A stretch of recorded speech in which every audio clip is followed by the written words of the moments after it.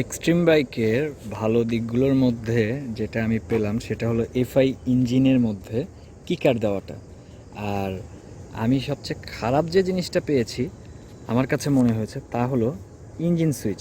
আপনারা দেখেন engine switch এখানে ওরা একটা ব্যবহার করেছে, মানে এটা দিয়ে অফ, এটা দিয়ে অন এবং এটা দিয়ে সেলফ।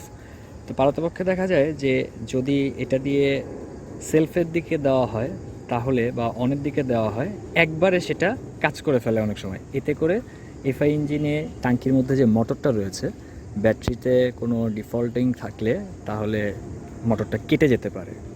তো এই দিকটা আসলে আমার কাছে একটু অন্যরকম মনে হয়েছে। তো এটাকে আসলে সলভ করা উচিত ছিল তাদের, যেমন সুজুকি বাইকগুলোতে বা অন্যান্য এফআই বাইকগুলো, এফজেড যেগুলো আছে ইয়ামাহার। তো ওই বাইকগুলোতে কি করে, ওই বাইকগুলোতে আপনার এখানে অন অফ সুইচ দেয় এবং তারপরে সেলফের সুইচটা এখানে থাকে, বাট এটা একটার মধ্যেই দিয়েছে। তো এটা একটা ফল্ট ইস্যু, কারণ অন দেওয়ার পরে মোটরটা অন হয়, আর এই অন হওয়ার পরে দেখা যায় তার 2 থেকে 3 সেকেন্ড পরে ইঞ্জিনে সেলফ দিতে হয়।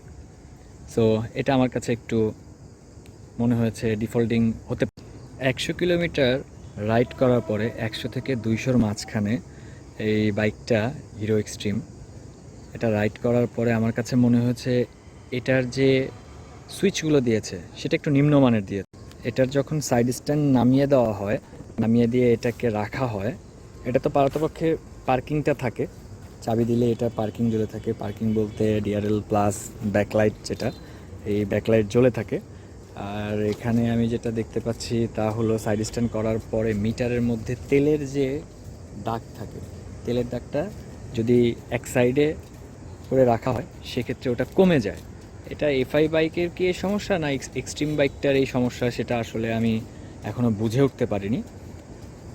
এরপর আমার কাছে ইঞ্জিন কোয়ালিটি এখনও আমি ওইভাবে রান করিনি, এটা মেনটেন করছি। সো পরবর্তীতে বলতে পার। ব্যাটারি যেটা আছে, ব্যাটারিটা আসলে 12 ভোল্ট 5 এম্পিয়ার। এটা আসলে বাইক অনুসারে ব্যাটারির যে এম্পিয়ারটা এটা কম হয়ে গিয়েছে, কারণ এই এম্পিয়ারে খুব অল্প সময়ের মধ্যে ব্যাটারিটা ডাউন হয়ে যাওয়ার পসিবিলিটিস থাকে।